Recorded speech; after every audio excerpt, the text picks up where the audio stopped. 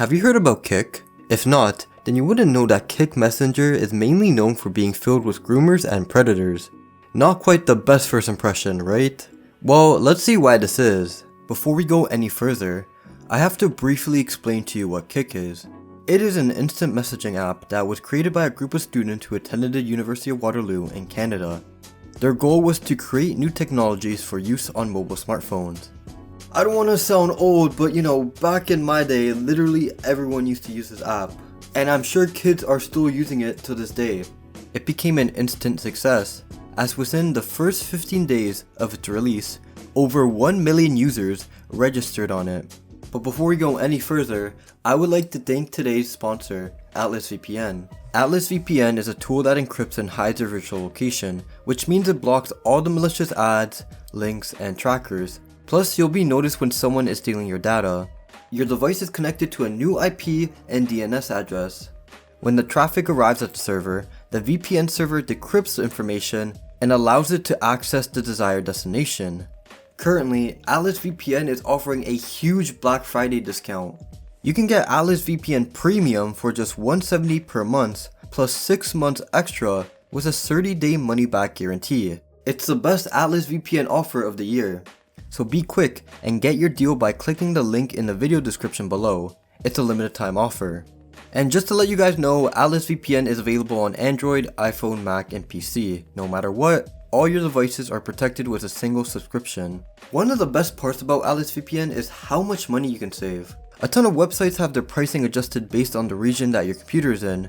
Because of the information that's provided by both cookies and IP addresses, these services know your exact location. If you were to switch your location to another country, the price and whatever you're looking for will have a massive price reduction.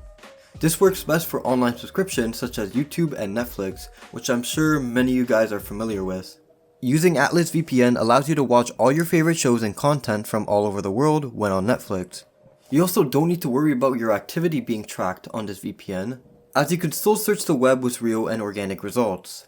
Once again guys, Atlas VPN is offering this huge discount. You can get Atlas VPN for just $1.70 per month, plus 6 months extra with a 30-day money-back guarantee. It's the best Atlas VPN offer of the year, so be quick and get your deal by clicking the link in the video description below. It's a limited time offer. With the success of Kik Messenger during the first couple of years, the app would soon face its first biggest problem yet. In March 2016, the arrest of registered sex offender Thomas Paul Keeler II uncovered more than 200 Kik groups dedicated to the distribution and sale of child on the site. This would become even more mainstream as a couple months later, CBS would report on the story of the death of 13-year-old Nicole Lavelle, who was kidnapped and killed by David Eisenhower after texting her and eventually asking her to meet up with him. Because of this, CBS would highlight how easy it was to track down kids on the app, and it would give it the name of a predator's paradise. Keep in mind, the minimum age to register on the app is 13 years old, meaning there's gonna be a lot of young people on the app. Kik would then obviously come forward and try to explain themselves about the whole situation, but they would pretty much give out the most PR statement ever. Kik would still manage to run their app for the next several years without really changing anything, until September 2019, in which Kik CEO Ted Livingston would announce that Kik would be shutting down and over 100 employees were laid off. This decision would quickly be reversed, and in October 2019, Media Lab acquired Kik Messenger and is currently being controlled, as stated, by an elite 19-person team. Now with that out of the way, let's look at Kik right now in 2022. Once you open the app, you may notice that it now has a live stream section, like most other platforms. Just quickly looking at the stream thumbnails, you can tell that it's intended for an older audience, which is bad since kids are the ones using the app. Just by looking at the live homepage, you can't tell me that this doesn't look like some dating app. By the way, all the footage you're seeing is from my iPhone, as I made a new account just for this video.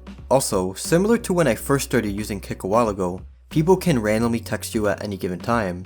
I was literally on the app for just 5 minutes and I already got one bot message. As usual, it was just a sex link. I will say, however, there is an option to never actually see these requests, which is great and it's pretty easy to do. Public groups are now available, which is based on your selected interest. The app automatically shows you trending and hot groups at the moment. Looking at them, they honestly don't seem too bad. Some examples include sports, gaming, astrology, and banter. Who doesn't like some good banter? But after clicking it, you'll notice that they're just cover-ups for inappropriate group chats. Kik also used to have a web browser feature on the app that allowed users to use internal apps and bots from Kik, and browsing the internet was another option.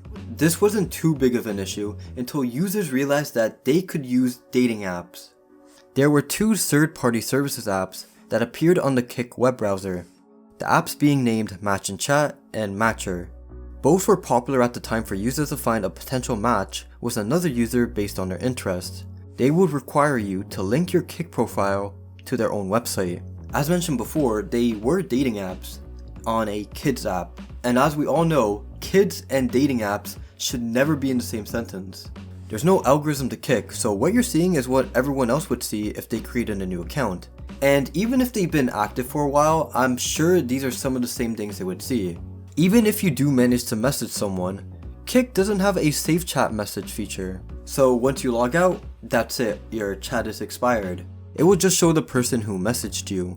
I'm pretty sure this is a new update since from what I remember, you were allowed to save your chat and there was no real problem against it. But then again, I haven't used the app in ages, so if anyone knows if that was true or not, please let me know in the comments. Things start to get more haunting as Kik related content makes its way onto Reddit. Looking at r/KikPals, it seems to be normal on the surface, but diving a bit deeper, you can see some of this subreddit's problems. Clicking on the pinned post will give you a quick summary of what to expect. Hi there, potential best friend. We're so glad you have joined us. We're a safe for work subreddit used to make friends over on the app Kik. This isn't a place to look for people on Snapchat or other messaging apps. Check out the sidebar for other places that fit the bill. Nothing out of the ordinary, right? But things start to change quickly. Looking at the rules, you may notice that the final rule explains how users must be 18 plus to participate in the subreddit. This rule was just added 12 days ago and explains how minors aren't allowed to post their ads here. This community was created all the way back on November 27, 2012, so I'm sure there must have been different rules and guidelines back then. My only question is, why does an app that's populated with kids have a subreddit that's 18 plus? Upon looking at the post, you can see that almost everyone is above 20 years of age, even some being above 40 plus, both male and female. Now, it wouldn't be fair to assume that everyone on the subreddit is looking for some sort of sexual relationship, but just some of these posts seem so off to me. Let's look at some of them. Good morning. I was wondering if someone could brighten up my day today. I'm kinda stressed and exhausted and I wanna have a good cuddle and maybe we can go deeper. You know what I mean. Bored housewife looking to chat. Just hanging out at home. Hubs is working and the kids are gone, so pretty quiet here. Please only 21 plus and bonus if you could send a pic. As stated before, not everyone in this community is like this. But looking back at the introduction post, you can find another subreddit titled r/dirtykikpals, which is the not safe for work version of the subreddit. Once you're in that community, you may find others such as r/dirtysexkikpals and furrykikpals. And with these subreddits, the mods team seem to be a good job at getting rid of bot comments and scams. So these are legitimate people making sexual requests. If seeing these communities doesn't bother you for an app that's dedicated toward kids, I don't know what will. Looking at the website, they have a safety center section which discusses how safe Kik is and some of the features they have. To be fair, they have this PDF guideline for parents that talks about everything, which includes descriptions of some of the features that are added, seeing text messages, how to report users, and many more. If there was one thing that caught my attention, it was about the messages. It highlights on different devices that there's various amounts of current and old chat messages you can see. For example, on a user's iPod or iPhone that has the latest version of Kik, for chats they have had in the last 48 hours, they'll see the last 1,000 messages. And for older chats, they'll see the last 500 messages. And this obviously differs if you have an outdated version of Kik. My only question is, why don't they save everything for every device? Like, does the device really matter? And if it does matter, at least have a save chat option. Unless there's an actual reasoning on why they can't have a save chat option, which if there is, please let me know in the comments once again, it only makes sense to have one. Having safe chats makes it much easier to have evidence to report people who are misusing the app. The single feature won't necessarily prevent predators from still using the app, but it may still have some good effect to it. Also, when looking at the appropriate age a user can use Kik, both the website and guide indicate 13 years, but when you go to download the app on your device, it indicates that it's 17 plus. But a 13 and 17 year old is a pretty big gap, especially when it comes to online and safety awareness. I've heard countless stories of people explaining their experiences on Kik, and even though some people didn't have any issue, for example, I didn't have any issues using the app, but in this case, I would be a minority since most of the people I've talked to had a bad experience. This is something common on many social media platforms that are aimed towards a younger audience. Even when I made the Omegle video a couple months ago, I was shocked to see how many people were damaged by that site. From people telling me about how they were talking to predators, to them being groomed, and to even seeing inappropriate things. It's just ridiculous on how this even happens. If there's one message I want you guys to take out of this video, is that no matter what you do online, just remember that there are people out there who are gonna take advantage of you, and if it does happen, always make sure to report it. If you have younger siblings, pay extra attention to them, because you never know, they might one day become a victim. If you made it this far, thank you so much for watching the video. Feel free to leave any criticism in the comments as it helps me a ton. Also, I want to thank you guys for showing support and sticking with the channel, it means a lot. But yeah, that wraps it up for the video. Once again, thank you guys so much for watching, and as always, have a great one.